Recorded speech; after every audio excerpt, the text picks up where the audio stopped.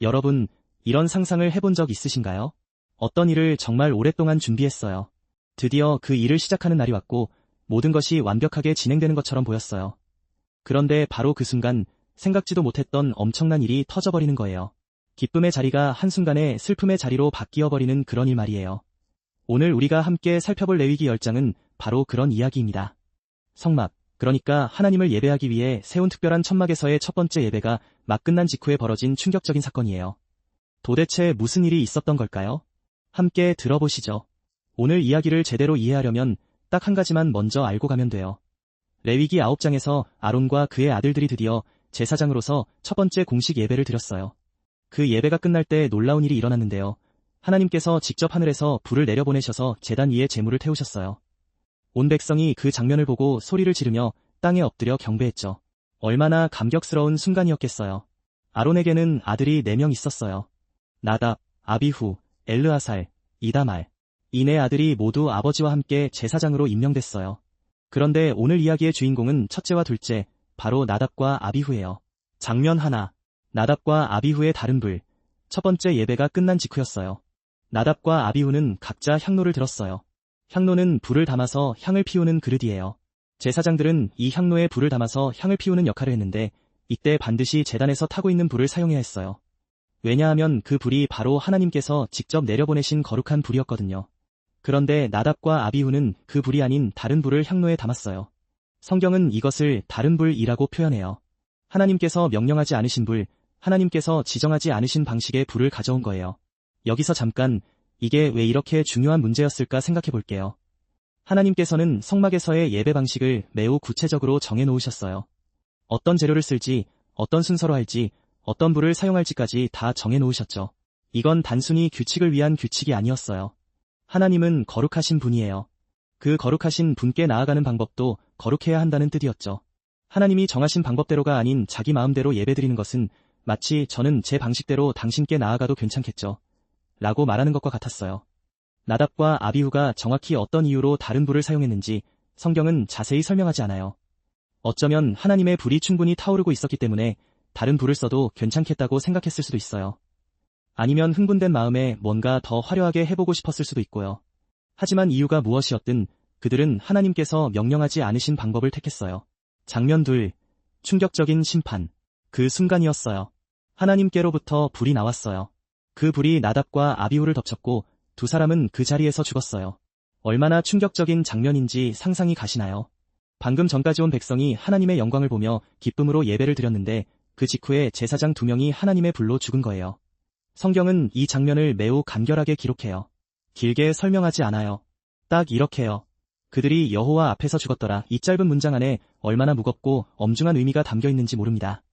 이 사건은 하나님이 잔인하신 분이라서 일어난 게 아니에요. 하나님이 거룩하신 분이기 때문에 일어난 일이에요.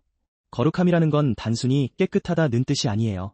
완전히 구별되고 완전히 순수하고 그 어떤 것도 마음대로 섞일 수 없는 그런 특별함을 말해요. 하나님의 거룩하심 앞에서 인간의 마음대로, 인간의 방식대로 행동하는 건 그 거룩함과 충돌하는 일이었어요. 이건 사실 레위기 전체에서 가장 핵심적인 주제 중 하나예요. 거룩하신 하나님 앞에 어떻게 나아가야 하는가? 오늘 이 사건은 그 질문에 대한 아주 강렬한 대답이라고 할 수 있어요. 장면 3. 아론의 침묵. 자, 이 소식을 들은 아버지 아론은 어떻게 됐을까요? 두 아들이 갑자기 죽었어요. 아무 예고도 없이. 기쁨의 예배 현장에서요. 모세는 아론에게 이렇게 말했어요. 이것은 여호와께서 말씀하신 거야. 나는 나를 가까이 하는 자 중에서 거룩하다 함을 얻겠고 온 백성 앞에서 영광을 얻으리라 하셨다. 이건 아론에게 위로의 말이기도 했지만 동시에 설명이기도 했어요. 내 아들들이 죽은 건 하나님의 거룩하심 때문이야. 이것을 이해해. 그러자 아론이 뭐라고 했을까요? 아론은 잠잠했어요. 아무 말도 하지 않았어요. 이 침묵이 저는 굉장히 깊은 의미를 담고 있다고 생각해요. 두 아들을 잃은 아버지가 아무 말도 못하는 거잖아요. 흐느끼거나 소리를 지르거나 항의할 법도 한데 아론은 그냥 잠잠했어요. 이건 아론이 감정이 없어서가 아니에요.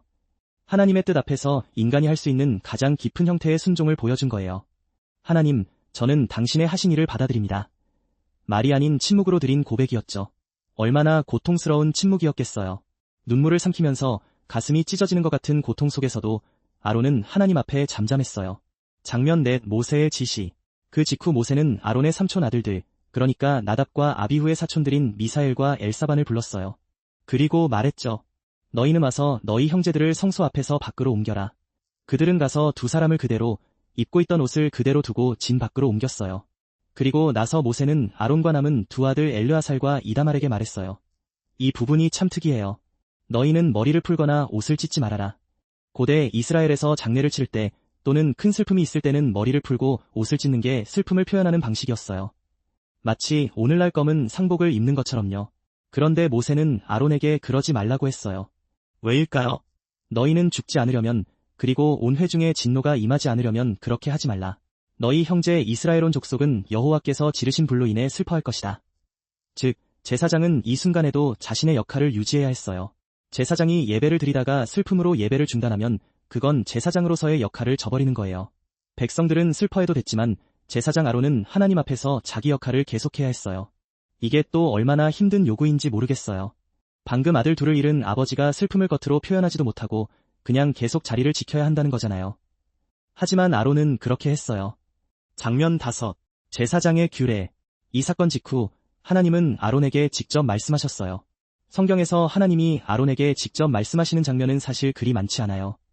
대부분은 모세를 통해서 말씀하시거든요. 그런데 여기서는 아론에게 직접 말씀하세요. 그만큼 중요한 내용이에요. 하나님은 이렇게 말씀하셨어요. 너와 내 자손은 성막에 들어갈 때 포도주나 독주를 마시지 말아라. 그래야 죽지 않는다. 이것은 너희 대대로 지킬 영원한 규례이다. 그래야 너희가 거룩하고 속된 것을 분별하고 부정하고 정한 것을 분별하며 또 내가 모세를 통해 이스라엘 자손에게 말한 모든 규례를 가르칠 수 있다. 이 말씀 안에 아주 중요한 힌트가 숨어 있어요. 어쩌면 나답과 아비후가 다른 불을 사용했던 이유 중 하나가 포도주를 마셨기 때문이 아닐까 하는 추측도 있어요. 사건 직후에 바로 이 규례가 주어졌으니까요. 제사장은 하나님 앞에 나아갈 때 완전히 맑은 정신으로, 완전히 깨어있는 상태로 나아가야 했어요. 왜냐하면 제사장의 역할은 단순히 불 피우고 제물 드리는 게 아니라 거룩한 것과 속된 것을 구별하고 백성들에게 가르치는 일이었거든요. 흐린 정신으로는 그 일을 제대로 할 수 없잖아요. 그리고 이어서 하나님은 제사장들이 먹어야 할 제물에 대한 규례도 다시 한번 정리해 주셨어요. 소제물, 그러니까 곡식으로 드리는 제물은 제사장들이 먹을 수 있는데 제단 곁에서 누룩 없이 먹어야 한다는 것, 흔들어 드리는 제물의 가슴 부분과 다리 부분은 아론과 그 아들들이 먹어야 한다는 것 등을 말씀해 주셨어요. 장면 6. 모세와 아론의 대화. 그런데 이야기가 여기서 끝나지 않아요. 마지막 장면이 아주 흥미로워요. 모세가 확인을 했어요. 오늘 드린 제물들 중에 속죄제 염소가 있었는데 알고 보니 그게 이미 다 불태워졌더라고요. 원래 속죄제의 고기는 제사장들이 먹어야 하는 규례가 있었는데 이미 태워버린 거예요. 모세가 화가 났어요. 엘르아살과 이다말, 남은 두 아들에게 따졌어요. 왜 이걸 거룩한 곳에서 먹지 않았느냐? 이것은 지극히 거룩한 것이고 하나님이 너희에게 주셔서 회중의 죄를 담당하게 하신 것인데 왜 규례를 어겼느냐? 그때 아론이 모세에게 말했어요. 오늘 그들이 자기들의 속죄제와 번제를 여호와 앞에 드렸는데 이런 일이 내게 일어났어. 오늘 내가 속죄제를 먹었더라면 그것이 여호와께서 좋게 여기셨겠는가? 이게 무슨 말이냐면요. 아론이 이렇게 말한 거예요. 오늘 내 아들들이 죽었어. 그런 비통한 날에 내가 제물을 먹었다면 하나님이 그걸 기뻐하셨겠어? 나는 슬픔 중에 있고 그 슬픔 중에 먹는 건 합당하지 않다고 판단했어. 그러자 모세가 이 말을 듣고 어떻게 했을까요? 모세가 받아들였어요. 괜찮다고 했어요. 이 마지막 장면이 저는 정말 인상 깊어요. 규례는 규례지만 그 규례를 만드신 하나님의 마음을 이해하는 게 더 중요하다는 걸 보여주는 장면이거든요. 아론은 규칙을 어긴 게 아니라 규칙의 정신을 이해하고 그 상황에서 가장 하나님의 마음에 합당한 행동을 판단한 거예요.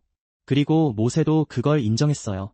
자, 오늘 이야기를 다 들으셨으니 이제 큰 그림을 한번 보겠습니다.